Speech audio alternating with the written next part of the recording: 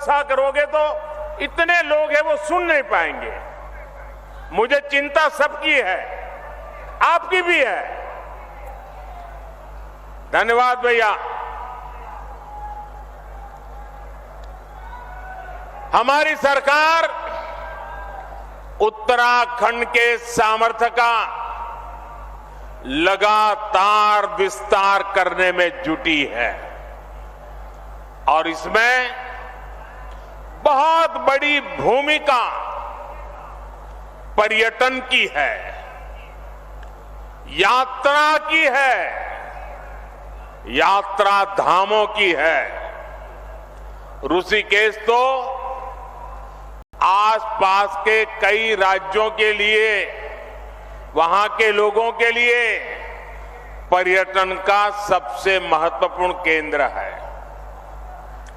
और एक जमाना था जब योग की पूरी दुनिया में धूम नहीं थी, तब भी दुनिया के कई देश के लोग जिज्ञासु के नाते योग के लिए ये हमारे ऋषिकेश आया करते थे। मुझे याद है, बहुत पुरानी घटना है, मैं एक बार यूएसए गया था। अब मुझे वो इतना इंटीरियर इलाके में मैं गया था कि मुझे कोई वेजिटेरियन खाना में तलाश रहा था। अब मुझे कहीं अता पता ही नहीं मिल रहा था इतने में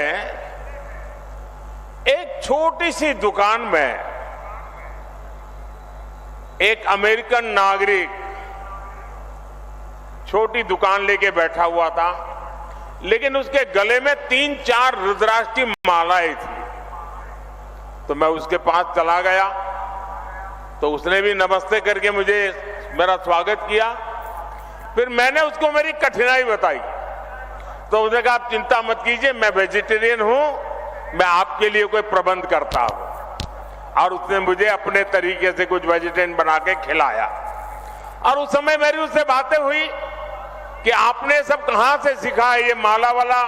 तो बोले, मैं बहुत सालों से ऋषिकेश जाता आता रहता हूं, बस उसी के कारण मेरी जिंदगी में ये बदलाव आया है।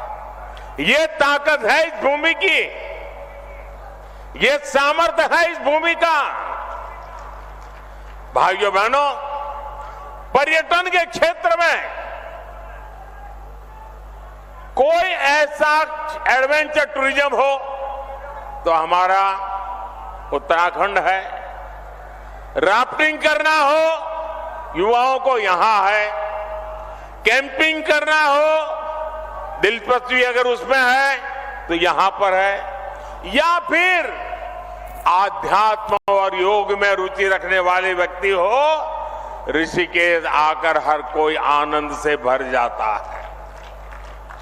भाजपा सरकार उत्तराखंड के पर्यटन को बढ़ावा देकर रोजगार के नए अवसर तैयार कर रही है। इसके लिए हमारा फोकस इस बात पर है कि देश के किसी भी हिस्से से पर्यटकों के लिए उत्तराखंड के कोने कोने तक पहुंचना आसान होना चाहिए। इसलिए हम देवभूमि में रोडवेज, रेलवेज, एयरवेज की लगातार सुविधा बढ़ाते जा रहे हैं। यहां ऋषिकेश कर्णप्रयाग रेलवे लाइन पर तेजी से काम चल रहा है। दिल्ली से देहरादून की दूरी भी सिमट रही है।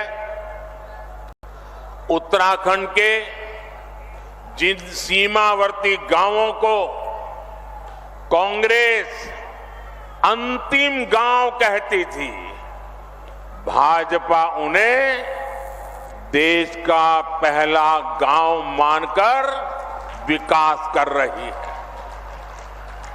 आपने देखा होगा, मानस खंड के तीर्थ स्थानों जैसे आदि कैलाश, ओम पर्वत, दर्शन के लिए हेलीकॉप्टर सेवाएं शुरू हो गई है। यमुनोत्री, केदारनाथ और हेमकुंड साहब में रोपवे बनने से बहुत सुविधा हो जाएगी।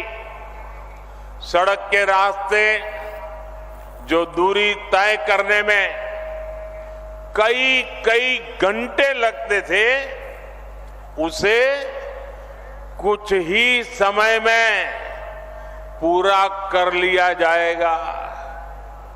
4 धाम परियोजना के तहत केदारनाथ, बद्रीनाथ, गंगोत्री और यमुनोत्री को लगभग 900 किलोमीटर लंबे हाईवे से जोड़ा जा रहा है। इन सब प्रयासों से श्रद्धालुओं को उत्तराखंड पहुंचने में काफी आसानी हो जाएगी।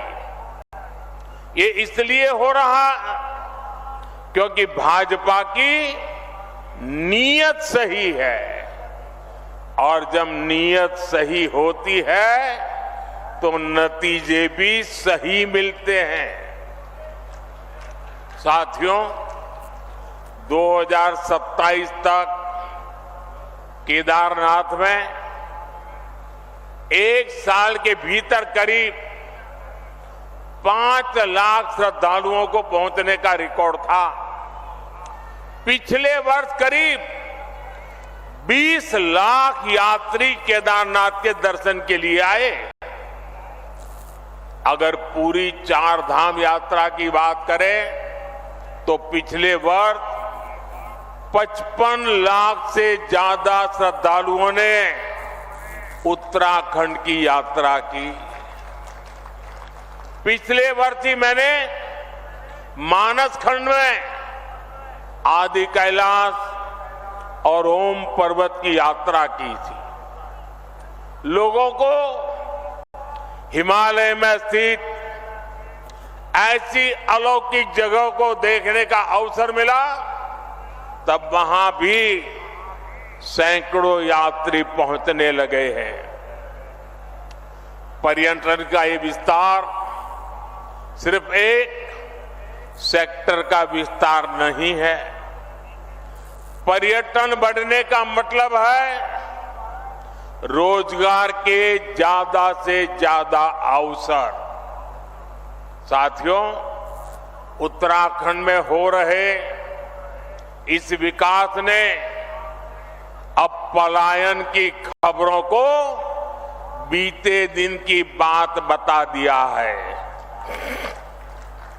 अब उत्तराखंड के स्टार्टअप की खबरें आती हैं।